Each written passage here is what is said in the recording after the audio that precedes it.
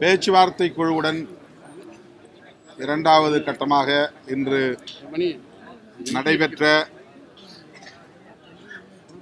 பேச்சுவார்த்தையில் விடுதலை சிறுத்தைகளுக்கான 8 தொகுதிகளை அடையாளம் கண்டிருக்கிறோம். பேச்சுவார்த்தை குழுவின் தலைவர் நாடாளுமன்ற உறுப்பினர் அண்ணன் TR பாலு அவர்களும் விடுதலை சிறுத்தைகள் கட்சியின் சார்பில் நானும் ஒப்பந்தத்தில் கையெழுத்திட்டுள்ளோம். கையெழுத்தாகிவிட்டது. முறைப்படி அதிகாரபூர்வமாக கூட்டணியின் தலைவர், திராவிட முன்னேற்ற கழகத்தின் தலைவர் அண்ணன் தளபதி ஸ்டாலின் அவர்கள் விரைவில் அறிவிப்பார்.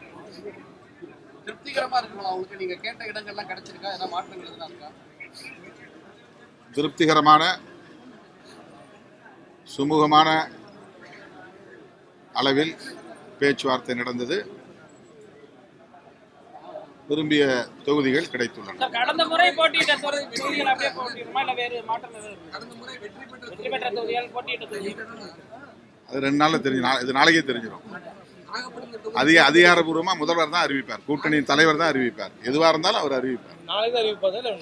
அது தெரியல. அது எல்லா கட்சியும் முடிச்ச பிறகு அவர் அறிவிப்பார். இன்னும் ஓரிரு கட்சிகள் பேசிட்டு இருக்காங்க நினைக்கிறேன். இன்னைக்கு இரவே கூட முடிஞ்சிடலாம். இன்னைக்கு இரவே முடிஞ்சிச்சுன்னா நாளை காலையில் அறிவிப்பார்.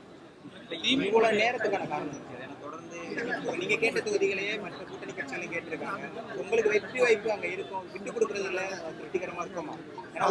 நேற்று சொன்ன மாதிரி தான் நிறைய கூட்டணி கட்சிகள் நாங்க கேட்கறது இன்னொரு கட்சி கேட்பாங்க, அவங்க கேட்கறத நாங்க கேட்போம். உங்களுக்கு வெற்றி வாய்ப்பு உள்ள தொகுதியா இருந்தா அதெல்லாம் நாளைக்கு தெரிஞ்சிடும் உங்களுக்கு. இல்ல அதெல்லாம் ஒண்ணும் இல்லை. நாங்க தான் முடிச்சுட்டு வந்துட்டோமே. இழுபறி இல்லையா? அதிகாரபூர்வமா என்னென்ன தொகுதி அறிவிக்கப்பட்ட பிறகு வேட்பாளர் பட்டியல். திமுக கூட்டணியில தொகுதி பங்கீடு செய்வதில் பெரும் இழுபறி ஏற்பட்டு எடப்பாடி பழனிசாமி ஒரு கேம்பெயின்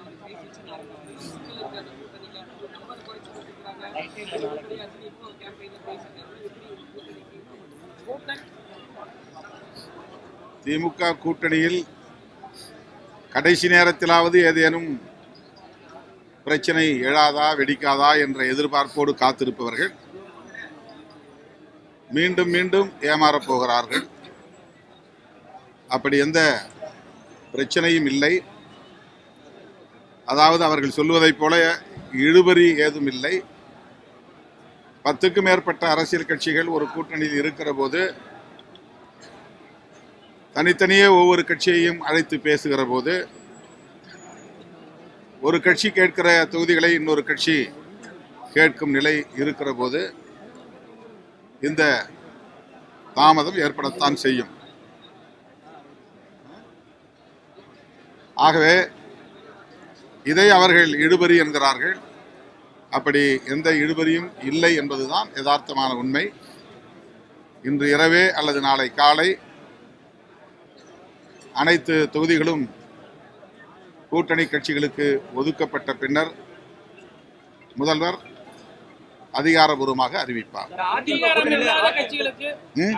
இல்லாத கட்சிகளுக்கு அதிக இடங்களை கொடுத்து விட்டு அங்கீகாரம் உள்ள கட்சிக்கு குறைந்த இடங்களை கொடுத்து கூட்டணி தலைவர்களை நடுவத்தில் நிறுத்திட்டு திமுக அப்படின்னு சொல்லியிருக்காரு. அது பற்றி எங்கள் கூட்டணியில் உள்ள கட்சிகள் தான் கவலைப்பட வேண்டுமே தவிர நாங்கள் தோற்க வேண்டும் என்று கருதுகிறவர்கள் அல்லது வெற்றி வாய்ப்பை இழக்க வேண்டும் என்று நினைக்கிறவர்கள் கவலைப்படுவதில் அர்த்தமில்லை.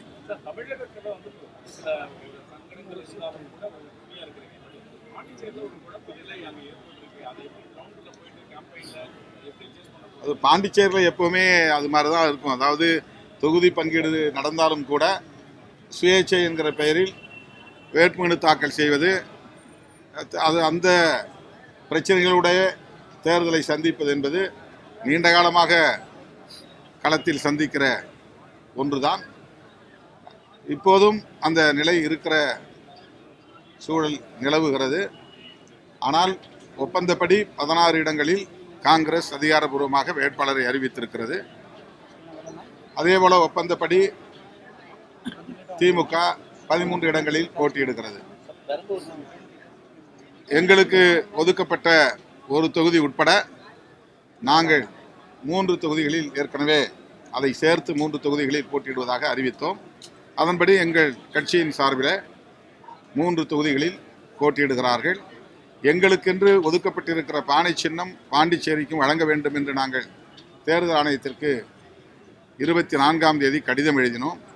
ஆனால் அவர்கள் இதுவரையில் பானை சின்னத்தை எங்களுக்காக ஒதுக்கவில்லை. எனவே சுயேட்சை சின்னத்தை கேட்டு பெற்றிருக்கிறார்கள். சுயேட்சை சின்னத்திலேயே எங்கள் கட்சி வேட்பாளர்கள் போட்டியிடுவார்கள்.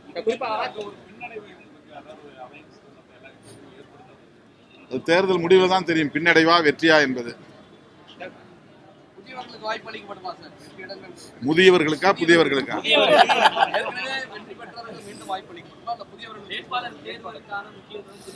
அதுவும் ஒரு நாள்ல முடிஞ்சு 24 ஹவர்ஸ் தெரிஞ்சிடும்.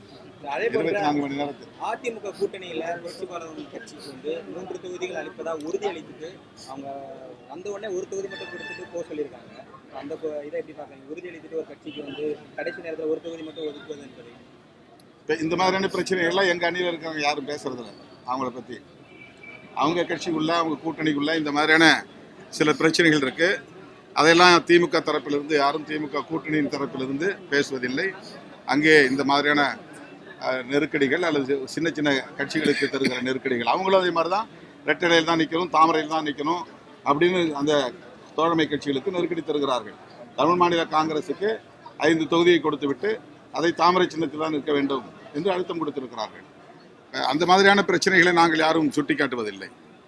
ஆனால் திமுக கூட்டணியில் இந்த மாதிரியான தாமதம் ஏற்பட்டால் கூட இன்னும் இழுபறி என்று சொல்லிக் கொண்டிருக்கிறார்கள். அப்படி எதுவும் இல்லை. நாளை அல்லது நாளை மாலை, நாளை காலை அல்லது நாளை மாலை முதல்வர் அவர்கள் அதிகாரபூர்வமாக அனைத்து கட்சிகளுக்குமான தொகுதி விவரங்களை அறிவிப்பார்.